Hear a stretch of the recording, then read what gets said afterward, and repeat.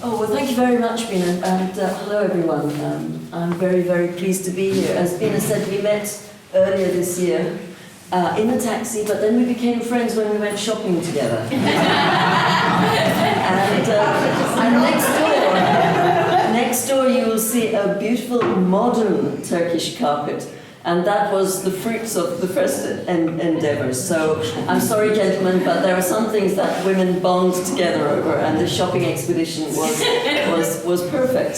So because of Turkish carpets, I'm here today, and it's a great pleasure to be here, and wonderful to be able to be here on your birthday and to see your beautiful foundation. Thank you very much indeed. And when Neena invited me here, we discussed all sorts of things that I could talk about, because I'm a neonatologist. I'm Professor of Neonatal Medicine at Imperial. My research interest is in preterm nutrition and the long-term impacts of perinatal interventions. Umberto Simeoni and I, you will hear from Umberto later on, he and I share certain research interests. But I thought that because this was a very special group of people, and because it's not often that I get to speak to senior obstetricians and gynecologists in a very intimate setting, I thought that I would discuss some more issues that have been introduced to us so nicely by Neena this morning. So please consider this a discussion. This is not, there's a little bit of hardcore science, but I would like you to think of this as a discussion, please. And I want to talk about two things which follow on directly from what Neena has been saying. How we can bridge the gap between science, because many of us, science and medicine, many of us spend all our time focused on science and medicine. But this is an opportunity to consider how we can get the messages of science and medicine into policy. So that's the first discussion I would like to have with you. And the second part, because I don't want this to be just a complaining session, I would like to just give you a little bit of an idea of what my research group is trying to do to bridge this particular gap. So that's the second part of this talk. So the first example I want to use is the example of breastfeeding. Because, of course, in our specialty, it goes without saying that breastfeeding is important and we should support breastfeeding. But I want to consider how and we know the science behind this. I'm not going to repeat the science behind this. We know that breastfeeding is better for babies and mothers. We know why it's better. We know everything about it. But of course, there is a problem, and we know what the problem is, because the WHO recommends breastfeeding for a year. It recommends exclusive breastfeeding for an immediate period. Never mind, you can argue whether the exclusive breastfeeding is 4 months or 6 months. I'm not interested in arguing about 4 months, 5 months, 6 months. We all know that a period of exclusive breastfeeding initially is very important. But this is the question I think we should be asking ourselves. Are national policies really conducive to women having the freedom to breastfeed without adverse impact on them? And to emphasize this, let me say that in poor countries around the world, a woman cannot afford to stop work in order to breastfeed. And if you take rich countries around the world, and we have a huge scandal going on in the UK at the moment because it was revealed that there is a 18% gap in the pay of equivalent medical men and medical women. So this has really reached the top of the political agenda. But in high-income countries, career women, if they take time off to breastfeed, will develop a pay and a promotion gap that will stay with them for the whole of their careers. And as I say, we now have in the UK some very objective data, which is there is an 18% pay gap which stays with you for the end of your career. So is this supportive of breastfeeding? No, it's not. So what should we do about it? Well, this is the situation at the moment. This is data from the World Health Organization, and this is paid maternity leave. Because if you do not pay a woman an equivalent amount to be on maternity leave and to breastfeed her baby, then you will develop a gap. So here you can see the black spots, the red spots around the world, and the better spots around the world. But to give this to you in better context, here is more data which shows that of 41 nations, only the United States lacks paid parental leave. And you can see some of the problems here. So only 12% of countries have legislation which give women the right to at least 18 weeks of paid maternity leave. And within that paid maternity leave, there's a whole range. Some will pay well, some will pay a minimum rate. It's not really addressing the gap, particularly for women who are high-income women. Extraordinarily, formula is included in GDP calculations, but not breastfeeding. In other words, countries place no economic benefit on breastfeeding. How ridiculous is this? It's been, there's some very good data now. The Lancet had a major series on this a few years ago, so the evidence base is secure here. If you invest 35, you'll get a return. If you invest for every dollar you invest, you will get $35 in economic return from breastfeeding. And if you don't have adequate breastfeeding, you will get these huge losses in economic returns. And the losses come from the health deficits if you don't breastfeed, and the health gains if you do breastfeed. And you can look at the figures here, 3.2 billion annually. 0.5% of the world's gross national income is wasted because of inadequate breastfeeding. These are very big, powerful figures. And then finally, increasing breastfeeding could prevent 800,000 under 5 deaths and 20,000 breast cancer deaths annually. So the scientific basis is secure, and yet we are not doing sufficiently, I believe, as scientific bodies and as clinical organizations to ensure not just that breastfeeding is promoted, but that there is the economic drive to make sure that women actually are able to take time off to breastfeed. So that's the first example I want to give. And I hope, so I am about to become the president of the UK Medical Women's Federation. I am the vice chair of the Strategy and Advocacy Group for Medical Women International, and I hope very much that over the next couple of years we will be able to bring professional organisations, scientific and medical professional organisations together to actually advocate not just to say breast is best, because that argument is not good enough, but to say that breastfeeding plays an important economic part in every country's development, and we should be, to use a phrase in English, we should be putting our money where our mouths are. We should be really supporting paid, properly paid leave for women to breastfeed, because otherwise I think we are failing. If you accept some discussion, can we come to Yes, the previous slide? Because, of course, don't get me wrong, I think breastfeeding is essential, but there is no direct relationship on health issues and that classification of countries. That means that some countries who do very well on health indicators are all the way down, and some countries that don't do well on health indicators are all the way up. So it's complicated when you tackle politicians to say, well, you see, give more time for breastfeeding, it improves health. And then when they see this, they say, well, no, there's no direct relationship between the time women are given off, paid time off, and the global health issues and indicator we have in our country. Sure. And here I would say, so here I would say, this is a very good point, and here I would say to a politician, they need to understand the difference between association and causation. And simply trying to do a correlational analysis, looking at an association between a particular indicator and health is a very poor scientific approach. That's how far there will go. Yeah. We have to help them go further. We have to help them understand further. And so you're right, when speaking to politicians, perhaps a simplistic graph like this should be kept hidden from them, because they will immediately jump to conflate association and causation. And perhaps we should point to some of these figures, Right. And say this is the impact it is having if you do not have breastfeeding. And then, of course, we can pull at their heartstrings and say there is a very, not only is there a strong economic case, there is a very strong scientific case, there is also a very strong moral case. Once you have those three arguments lined up together, how can this be resisted? But I add on this because in countries like Hungary, Austria, and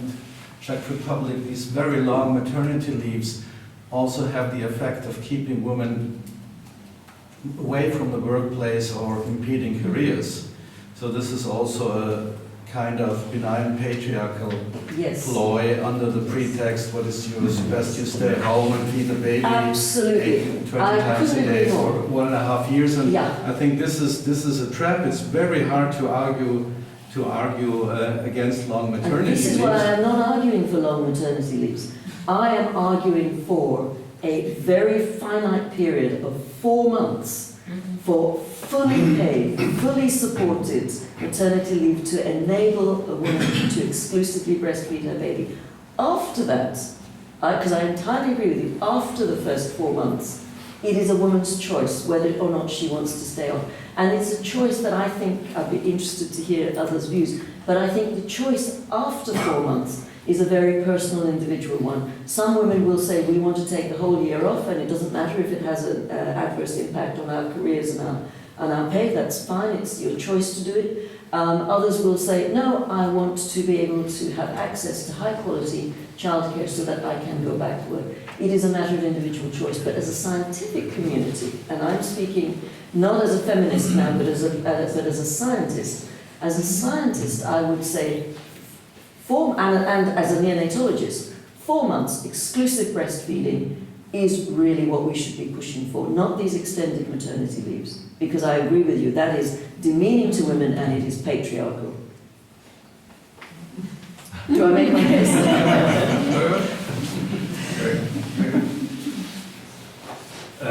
Could there be a possibility to support this breastfeeding argument that you support with other arguments like the bonding and the development of the child further on, which also probably reduces costs and psychological problems? And I think that comes into this third pillar, which is the moral argument, the emotional argument, because there are these intangible benefits from breastfeeding as well, and that's why I think, I say, we have three pillars to this argument: the scientific case, the economic case, and the moral and emotional case. And I see no argument against 4 months exclusive breastfeeding. But that's why, because if I was speaking to a neonatal group or a pediatric group, instantly people would start to get embroiled in should it be 4 months, 5 months, 6 months exclusive breastfeeding. Never mind that. Let's just say a period of exclusive breastfeeding is important. So I would like to see our professional societies, FIGO in the UK, the RCUG, the RCPCH, all of our professional societies around the world arguing for this, because at the moment we are doing it in very small bits and pieces. We're not doing it in a unified manner. But it seems to me that the case is absolutely watertight. So, if I may, and thank you for those comments, but if I may, can I go on to the second bit of my discussion, which is what we are also trying to do what my research group is trying to do as scientists to fill the gap between science and policy. And here, it's about exploiting the power of big health data. And so, forgive me, but I want to first tell you about our UK National Neonatal Research Database, which is something that my group developed with the support of lots of colleagues. And on Bina's first slide, she had one of our papers from the British Medical Journal about 18 months, 2 years ago, where I was arguing for a publicly funded and primarily publicly delivered healthcare service. That was a pure policy paper. But the work now that I want to talk to you about is how we can use health data to actually inform the development of health policy. So just a few words about what this database is. It covers every single neonatal unit in England, Wales and Scotland, so that's about 200 neonatal units. We obtain data from the baby's electronic health record and we use it for multiple purposes, and I'm very pleased to say that it is now being recognised as an award-winning database. So to explain to you how this works, in the UK we have about 200 neonatal units. They are organised into networks, and regardless of whether you're a full-term baby with multi-organ failure, or an extremely preterm baby, or any baby in between who requires over and above normal care, you will be admitted to a National Health Service neonatal unit. So all these babies will be admitted to one of 200 neonatal units, and not only are they organised into networks, you can see these purple lines show the networks, but within each network you will have different levels of neonatal unit. You'll have an intensive care unit, a local neonatal unit, and a special care baby unit. And depending upon how sick the baby is, you will go up or down. You will travel between neonatal units. And that's an important point, that babies move between neonatal units. So baby might be born in one neonatal unit, they might have extra requirements, and they will move to another neonatal unit, then they will move somewhere else, say if they need surgery or cardiac care, and then they will move back to their local neonatal unit before going home. So they may be in multiple hospitals, and the sickest babies may have several different transfers between hospitals. But all of these neonatal units use an electronic patient record, and we have a standard neonatal data set which we can extract out of these electronic records. And it's a very rich data set. It's about 450 data items, many of which are recorded every day. So every day we know how much oxygen the baby has, well, how they're being fed, what ventilation they have, what medication they have. And all of this comes into our National Neonatal Research Database. And we were established in 2007, so we now have 12 years worth of data and over 1 million babies in the database. So just to summarise, we have real-time data entry by staff throughout the baby's stay. The data is entered into a commercial electronic patient record system, and the data flow out into our database.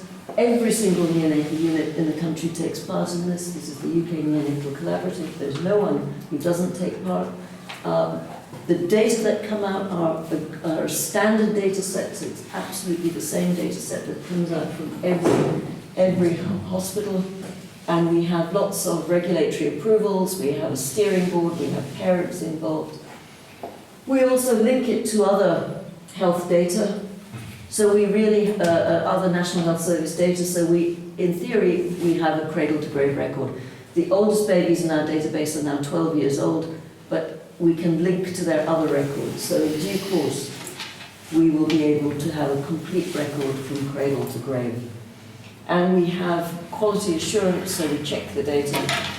And the point of this, forgive me for this detailed explanation, but the point is that we use these data for multiple purposes. We use them for research, for quality improvement, for audit, for surveillance, but also for policy development. And this is what I wanted to explain to you before I speak about policy development. And I want to emphasize, though, that this is the improvement cycle for patient care. It encompasses many, many different things. Science and research, audits, measurement of outcomes, conducting clinical trials, doing quality improvement, population surveillance, policy development. But all of these things can be facilitated by a very, very high quality national database. Without data, you're seriously hampered in what you can do. With big data, it opens up all of these possibilities. And I could give you, don't worry, it's all right, but I could give you examples of all of these things that have been done. But I want to tell you about just one example of how we are trying to influence policy. And this was a paper that was published in the British Medical Journal just a few weeks ago. The objective of this analysis of big data was to answer this question: does postnatal transfer within 48 hours of birth for extremely preterm babies result in adverse outcomes? Now, in the UK, this is an important policy issue, because what I did not say to you before is that we have this networked model for neonatal care, but our obstetric services are not superimposed, do not have the same network model. They have a different model, and this is not helpful. And I will not go into the reasons how this has come about, but suffice to say we have neonatal services and we have obstetric services, and they are not aligned. And so we wanted to ask this question because of the lack of alignment. We very often get a mother in preterm labour who is at one hospital, and as I said to you earlier, the baby is delivered in that hospital, and then if it's extremely preterm or extremely sick, the baby will be transferred to a tertiary neonatal unit. And that is the policy impact of the current organisation of obstetric and neonatal services in the UK. So we wanted to ask the question, if they were aligned so that a baby does not have to have a postnatal transfer, will this affect outcomes? In other words, so does postnatal transfer within 48 hours of birth, or birth in a non-tertiary hospital, affect adverse outcomes? Now, you can't do a randomized trial for this kind of question. It's totally impossible. So how can we use big data? And this is the example I want to give you. So this was a study using observational data from our database, and we used a method to infer causality, because of course, thank you for that question about association and causation. With observational data, you are usually confined to detecting associations. Now, the epidemiological reviewers of our paper insisted that we put the word association in our title. This is not an association study. This is a study designed to infer causality out of observational data. And how we did it was to do a propensity score analysis. Now, many of you will know what a propensity score analysis is, but for those of you who have not used this approach, essentially it creates a quasi-randomized situation. So we took all the baby in our database who were born below 28 weeks gestation. We divided them into 3 groups. Those who were upwardly transferred, so they were born in a non-tertiary unit, and then they were transferred to a tertiary unit. Or they were born in a non-tertiary unit and they were not transferred, or they were born in a tertiary unit and they stayed there. So we had 3 groups, and we matched them for all of the potential confounders that there could be to create a quasi-randomized group. And we ended up with, so we matched it on I say we have over 450 items in our database, so we matched on everything. Gestational age, birth weight, sex, mother smoking, everything that we could match on to create, as good as we could, 3 quasi-randomized groups. And we ended up with well-matched groups with 727 babies in each group. So if you think about a randomized controlled trial, which includes 2,181, this is not a bad randomized controlled trial, it's a reasonable number. So we ended up with 727 babies in each group. And what we found was this, that the upward transfer group, so born in a non-tertiary unit, upwardly transferred compared with the control group, had substantially higher odds of severe brain injury, 2.3 times the odds ratio of severe brain injury, and significantly lower odds of survival without severe brain injury. And then if you take the non-tertiary group, in other words, born in a non-tertiary neonatal unit, compared with the controls, they had a significantly higher risk of death. And if you compare them with the upward transfer group, they had lower odds of severe brain injury and higher odds of survival without brain injury. So what does that mean? In summary, It means this: birth in a non-tertiary hospital and transfer within 48 hours leads to poorer outcomes when compared with birth in a tertiary setting. And the policy implication is this, quite clearly, that perinatal services should promote pathways to facilitate delivery of extremely preterm babies in tertiary centres. In other words, we must promote in utero transfer. This business of saying, well, you have a tertiary unit, you can deliver the baby here and transfer it, is not good enough, because it is leading to very substantially worse outcomes for the babies. So, as I say, this paper was published only a few weeks ago, but we hope there is an ongoing discussion about the organisation of obstetric services in the UK, and I hope that these data will be a very powerful argument to say that obstetric and neonatal services must be closely aligned. And it is not good enough to simply say, oh, the baby will be fine because we have a great neonatal intensive care unit down the road, you can transfer the baby. That's not good enough.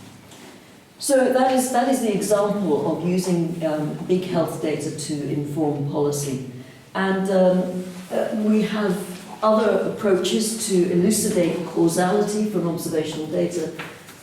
This is another technique that we've been using called an instrumental variables analysis, where if you say that here is an intervention and here is an outcome, if you do an observational study, it could be, the relationship could be due to confounders. But if you take another variable that is related to the intervention, but is not related to the outcome, that is an instrumental variable. And if you can show a relationship between that instrumental variable and the outcome, you have a good case to make for a causal relationship. So we've published papers that have shown that babies, preterm babies, very preterm babies born in a high volume neonatal unit, never mind the designation, but high volumes of busy neonatal unit, have a 30% reduced odds of mortality and a 50% reduction in mortality for the extremely preterm babies. In other words, promoting birth in a high volume tertiary neonatal unit. And also another big argument in the UK about whether or not it is cost effective to have one-to-one nursing ratios for very sick babies. And the answer to that is, using again our database, we showed that one-to-one nursing ratio reduces mortality for preterm babies. So 3 examples. What is high volume? Large patient numbers. Yeah. Let's say 50. Oh, so then, so our definition there was we used the upper quartile. We took all of the neonatal units in the UK and we defined high volume as the upper quartile. Which is a kind of. What does that mean in numbers? But what does it mean in absolute numbers? I can't remember the actual numbers, but a really busy neonatal unit in the UK would be admitting about 600, 700, 800 babies a year, and would have upwards of 10,000 care days per year. Okay. But 600 babies. What weight, what size, what? This is all admission. So care, if you take because care 600 is large units in Germany also have 600. Yeah, but these. So it's a fraction of So of those 600 odd, probably about a third of them would be preterm babies, and the others would be full-term babies with a whole range of complex care requirements. Yeah. I can't remember the exact figures. And the low weight preterm baby is below 1,500. Sorry, the number of the preterm babies below 1,500 grams in a busy high volume neonatal unit would be about a third of their admissions. About? A third. And 2/3 would be would be more mature babies with complex needs. We have 70 under 1,000 grams. Sorry? To define a high intensive care unit, there should be 70 below 1,000 grams. Okay, 70 below. Okay. So I think that's very comparable then, because a high volume neonatal unit in the UK would admit about 200 very preterm babies. In other words, below 1,500 grams. So not exact, but comparable. We recently established, passed the law our region just 1 month ago, establishing the fetal-maternal units, medicine units, which means we moved the nurse per patient to 240 minutes per day. Standard of care in obstetrics is 120 minutes per day per patient. Ah, right. Now we moved to eight beds with nurses, midwives, 240 minutes per patient, plus 2 computerized CTG for 8 beds, plus 1 sonography machine dedicated, plus 1 doctor for 5 hours continuously. Very precise. And connected to intensive care unit. So in Lombardy we have 11 intensive care units for very restricted premature babies, with 11 fetal maternal unit obstetrics connected to the same building. So to my best knowledge, and I say I'm not an obstetrician, but to my best knowledge, we do not have for perinatal service, for obstetric perinatal services, we do not have such precise definition. We just passed the law. Sorry. So, thank you for the presentation. My name is Croft. I come from Prague, from Czech Republic. And I look now in some data about the transfer in utero in Czech Republic. We have around 100,000 deliveries per year. We have 12 perinatological centers. In the weight category between 1,000 and 1,500 grams, the 94 newborns was born in perinatological centers. In the category 700 and 1 kilo 95. In between 500 and 896% was delivered in perinatological centers. Sorry, what percentage was delivered? Between 500 and 96.9. So the majority were delivered in the perinatal centre. Yeah. Fantastic. Yeah. Fantastic. And that's what I think we should all aim to achieve. That's what we should all aim to achieve. Thank you for the last paper you published, which was a really nice read. I have an obstetrician question. At what gestational age upper transfer doesn't make a difference? What do you think? It's a gut guess, but what do you think? What would you say? I would say that it's not on the basis of gestation age, but it's on the basis of how ill the baby is. Yeah, that makes it difficult for us. That makes it very difficult. Because we never know before. Yeah. We know gestational age, but we don't know. But as far as gestation age is concerned, I would say for the 28-week cutoff, we have good data now. What it would be very useful for us to do as we get larger and larger numbers is to try and work out exactly where the point of inflection is for preterm babies. Where the 2 lines meet. Yeah, so for example, if someone said, well, what about 29-weekers? What about 30-weekers?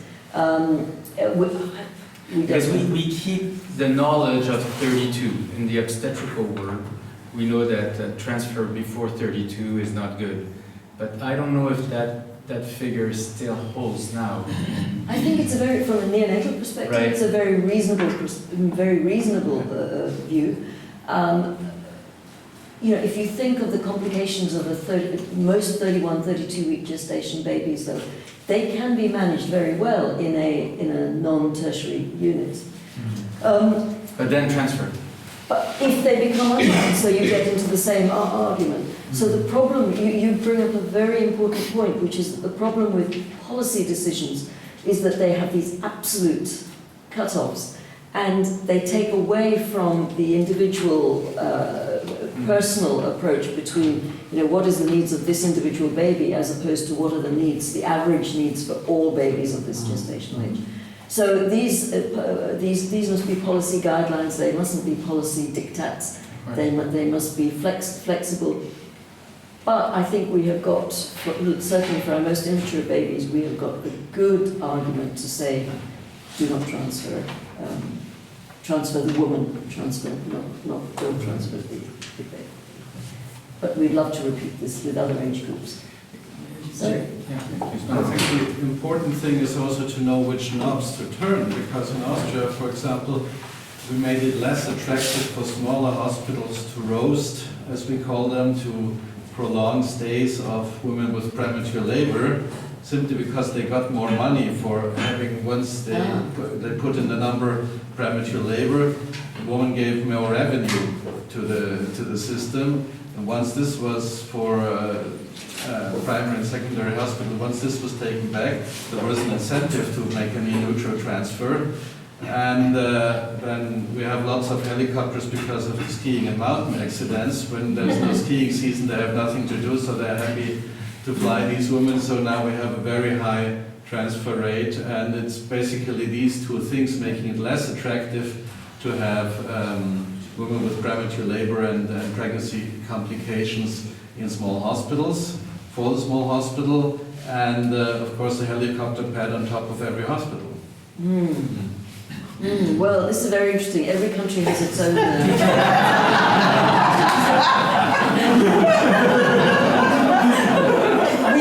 We sometimes don't even have big enough car parks. So.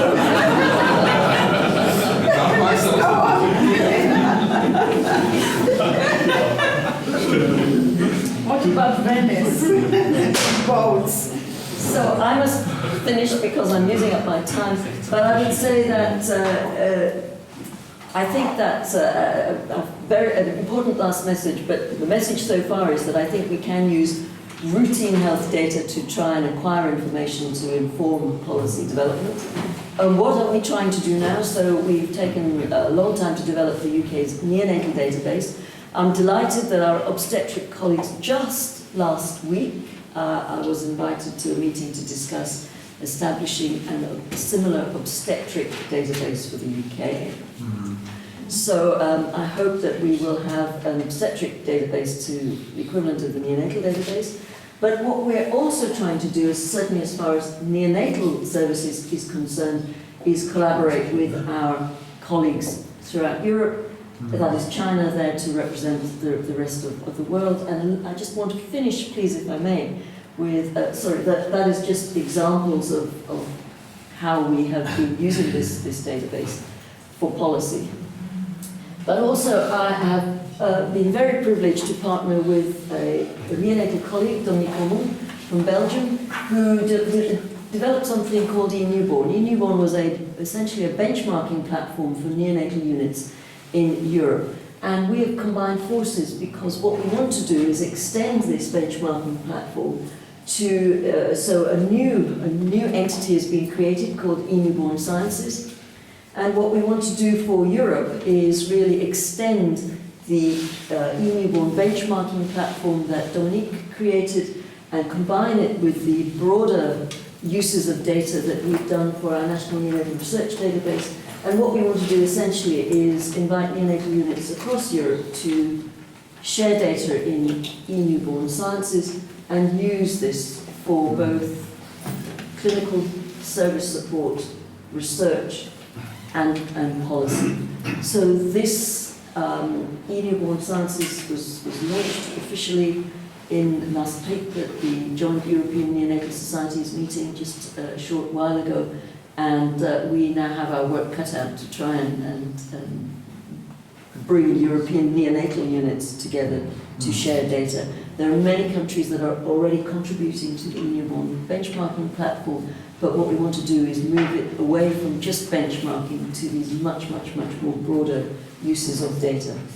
And also, so lots of things are happening. So also I was approached a little while ago by Bo Jacobson, who is Professor of Obstetrics in Gothenburg, and he is the chair of the European Association of Perinatal Medicine Special Interest Group for Preterm Births.